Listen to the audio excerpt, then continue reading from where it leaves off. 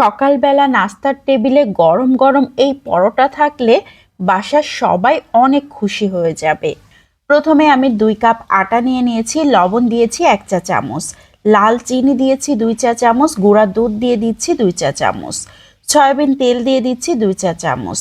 এখন হাতের সাহায্যে খুব ভালো করে শুকনো উপকরণগুলোকে মিশিয়ে নিচ্ছি। খুবই ভালো করে মিশাতে হবে। মিশাতে মিশাতে আমি হাত দিয়ে একটু চেপে দেখলাম খুব সুন্দর একটা দলা পাকিয়ে আসছে। বুঝতে হবে আমাদের মেশানো খুব ভালো মতো হয়ে গিয়েছে। এখন হালকা গরম পানি দিতে হবে, একদম উষ্ণ গরম পানি যেটা হাতে সহ্য হয়। এখন খুব সুন্দর করে মাখিয়ে নিতে হবে। এভাবে মাখাতে মাখাতে ডোটা একদম সফট হয়ে যাবে। একদম সফট করেই কিন্তু ডোটা মাখিয়ে নিতে হবে। তো আমার ডো মাখানো কিন্তু একদম কমপ্লিট হয়ে গিয়েছে। আমি খুব সুন্দর করে একটা ডো তৈরি করে নিয়েছি। এখন রেস্টে রেখে দিব 15 মিনিট। তো ফিরে আসলাম 15 মিনিট পর।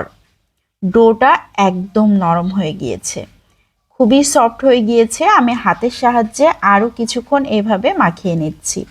এখন একটা বোর্ড নিয়ে নিয়েছি, বোর্ডের উপরে তেল মাখিয়ে নিচ্ছি। চারিদিকে খুবই ভালো করে তেলটা মাখিয়ে নিয়েছি। এখন সেই ডোটাকে নিয়ে নিয়েছি, খুব সুন্দর করে লম্বাটে একটা শেপ তৈরি করে নিচ্ছি। তারপর ছোট ছোট টুকরা করে লেচি কেটে নিচ্ছি। সবগুলো লেচি আমি একই রকমভাবে কেটে নিয়েছি। 2 কাপ আটা থেকে আমার এখানে 5টা লেচি হয়েছে।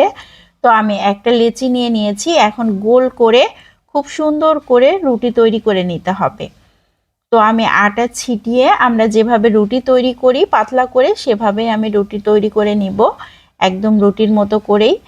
এখন এই রুটির উপরে তেল ব্রাশ করে নিতে হবে। তো আমি খুব সুন্দর করে তেলটাকে ব্রাশ করে নিয়েছি। এখন আটা ছিটিয়ে দিচ্ছি। যে আটা দিয়ে রুটি তৈরি করছিলাম সেই আটাই দিয়ে দিচ্ছি। মাঝখান থেকে কেটে নিচ্ছি ছুরির সাহায্যে। এখন আস্তে আস্তে ফোল্ড করে নিতে হবে। খুবই সুন্দর করে ভাঁজ দিয়ে নিচ্ছি। দেখে বুঝে নিতে হবে আমি কিভাবে এই কাজটা করছি। খুবই সহজ, কিন্তু এই পরোটা যদি এইভাবে তৈরি করা হয় অনেক বেশি মজার হয়, খেতে সবাই পছন্দ করবে। বাইরের আবরণটা খুবই মুচমুচে হয়, ভেতর থেকে বেশ জুচি থাকে। খুবই সুন্দর হয়ে গিয়েছে, লেয়ারে লেয়ারে কিন্তু একদম ভাঁজটা বোঝা যাবে। এখন গোল করে বেলে নিতে হবে রুটির মতো করেই। এই কাজটা করতে খুবই সহজ। আমি রুটি যেভাবে তৈরি করি ঠিক সেভাবেই আবারও বেলে নিয়েছি একদম রুটির মতো করে। তবে খুব যে বেশি পাতলা করতে হবে তা কিন্তু না, একটু মোটা করেই বেলে নিয়েছি। এখন এটাকে ভাজতে চলে এসেছি। তো একটা প্যান বসিয়ে দিয়েছি, প্যানের উপরে তেল দেইনি, রুটিটাকে দিয়ে দিয়েছি। তারপর উল্টে পাল্টে একটু ভেজে নিয়েছি। এখন দিয়ে দিচ্ছি সয়াবিন তেল। এখানে বাটারও ব্যবহার করা যেতে পারে, ঘি দিয়েও ভাজা যেতে পারে, যে যেটা পছন্দ করেন সেভাবে ভেজে নিলেই হয়ে যাবে। আমি সয়াবিন তেল দিয়েই ভেজে নিচ্ছি। এভাবে উল্টে পাল্টে বেশ একটু সময় নিয়ে ভেজে নিতে হবে।